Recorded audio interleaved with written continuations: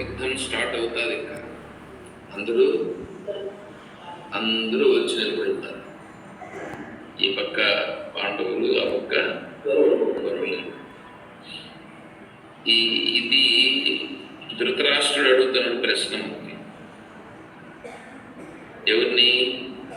సంజయ్. ధృతరాష్ట్రుడు ఎవరు?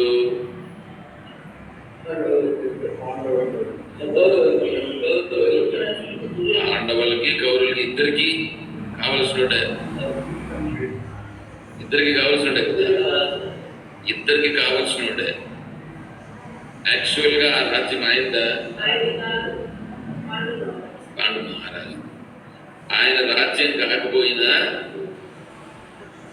పాండవుల రాజ్యమైనా ఆ రాజ్యం అంటే వాళ్ళ దాని పైన ఈయన కూర్చోముందినా, వాళ్ళ దానిపైన ఈయన కూర్చోముందినా. ఇప్పుడు యుద్ధం ప్రకటించినది ఎవరిపైన? వాళ్ళపైన. అంటే ఎవరి వలనైతే తను కూర్చొని ఉంటాడో, ఎవరి వలన కూర్చొని ఉంటాడు ఈ సీట్లో, వాళ్ళ పైననే యుద్ధాన్ని మళ్ళా వాళ్ళు తనకు కావలసిన వాళ్ళైనా వాళ్ళ పైననే యుద్ధాన్ని ప్రకటించారు. ఈయన ఒక మాట చెప్పింటే యుద్ధం జరిగేది కాదు.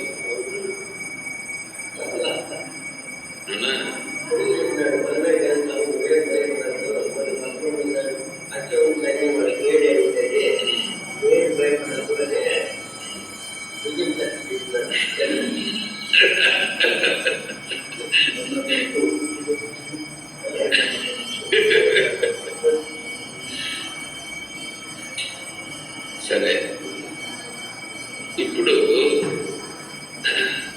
ఆ ధృతరాష్ట్రుడు ఎవరు? ఎట్లా?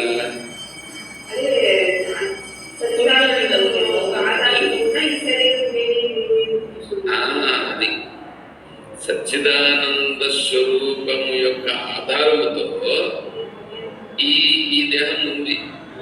అవునా? సచ్చిదానంద స్వరూపం ఆధారముతో ఈ దేహం ఉంది అంటే దాని దయా దాక్షిణ్యంతో ఇది ఉంది. ఇప్పుడు ఇది వచ్చి దాన్ని ఆక్యుపై చేసి యుద్ధం ఎవరి మీద ప్రకటించింది? దానిపైన నీది అసలు నీది కానే కాదు పో అనేట్టుగా ఉందా లేదా? ఇప్పుడు ఈ శరీరం ఉందా లేదా? కాబట్టి ధృతరాష్ట్రుడు ఎవరు? నేనే ధృతరాష్ట్రుడు. అంటే ఆ సత్వచిత ఆనంద స్వరూపము దాంతో నాకు పనిలా, ఇదే నాకు కావాలని పట్టుకొని యుద్ధము దానిపైనే ప్రకటించిన. దానికి సంబంధించిన వాళ్ళు ఇప్పుడు వాళ్ళను ఇక్కడ ఏం చేశారంటే ఇక్కడ రెండింటిగా చూపిస్తున్నారు. ఏమంటే తనకిష్టమైనటువంటివి ఏముంటాయో అది తనకు సంబంధించినటువంటి భావాలను కౌరవులుగా, ఏ సచ్చిదానంద స్వరూపం అయితే ఉన్నదో దానికి సంబంధించిన భావాలను పాండవులుగా ఇక్కడ భారతమునందు చిత్రీకరించిన.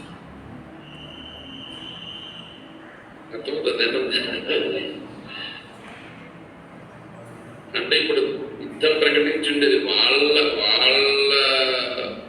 దాన్ని ఏమంటారంటే వాళ్ళ మోచేతి నీళ్ళు తాగి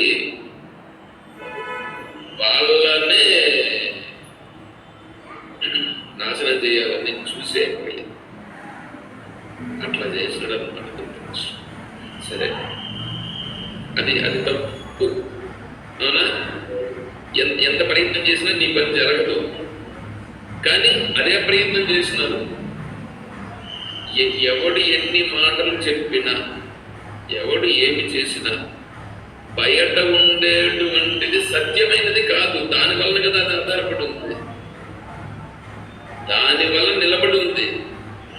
అది అనుకుంటే దీన్ని క్షణంలో లేపేస్తుంది. క్షణంలో. ఎందుకంటే భ్రాంతి చేత నిలబడి ఉండేటువంటిది అది సత్యమే కాదు. సత్యమే కానిది దీనిపై వచ్చి చేస్తాం.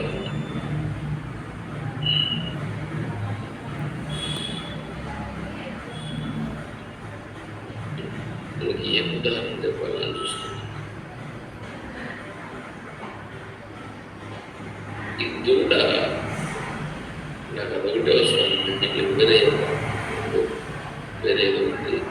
ఇప్పుడు ఆవు ఈముతుంది, గాయదూడో కోడదూడో వస్తుంది. కోడదూడ పెరిగి పెద్ద అవుతుంది, మళ్ళీ ఏం చేస్తుంది? అది ఆవుని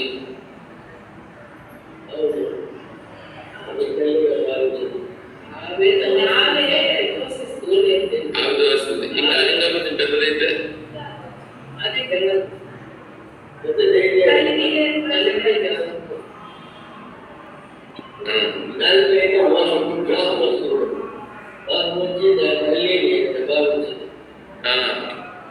మొహం వచ్చి తల్లిగా చూడదు. అది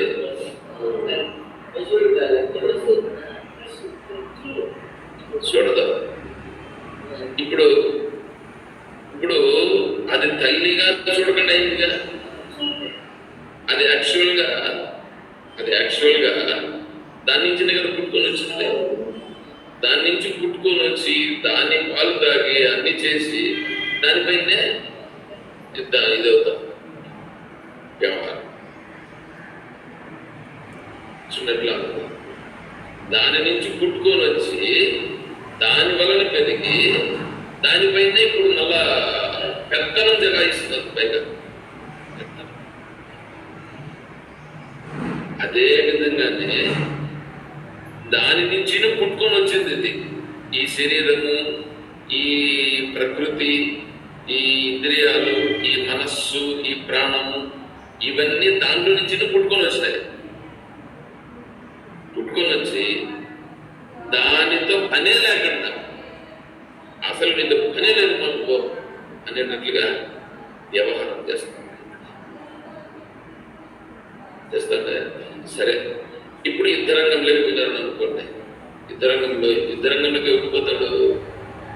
అదో ఇదో నేను తేల్చుకోవాలనేవాడు కదా పోతాడు. తేల్చుకోవాలనేవాడు